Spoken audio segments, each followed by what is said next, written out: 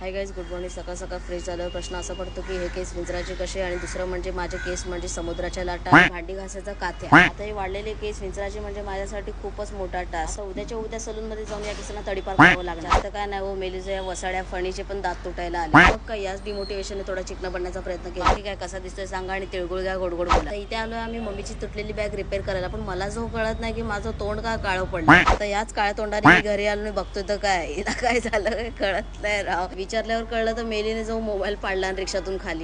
काय, संध्याकाळच्या नाश्त्याचा चहा पावचा आनंद घेऊन चाळीतल्या जुन्या आठवणी ताज्या झाल्या आणि मस्तपैकी पावाचा आनंद लुटला ना मेरी जान. पूर्वी चाळीत असताना पण आम्ही एक एक दोन दोन रुपयाचं दूध आणायचो आणि चहा बनवून पाव खायचो ना मेरी अठ्ठा. रात्रीच्या जेवणाला सोन्याचा घास बघितल्यावर भाईसाहेब माझी तर दिवाळीच झाली ना. आपण मराठी माणूस नाही, आपल्या घरामध्ये सुकी मच्छी नाही म्हणजे भाईसाहेब काहीच नाही केलं. तर इथे अचानक माझं आणि ताईचं लक्ष गेलं आणि बघतो तर काय, मम्मी ओवा खात बसली. भाईसाहेब, माझी मम्मी आहे ना म्हणजे जगातला एकमेव कोहिनूर हिरा आहे. आम्ही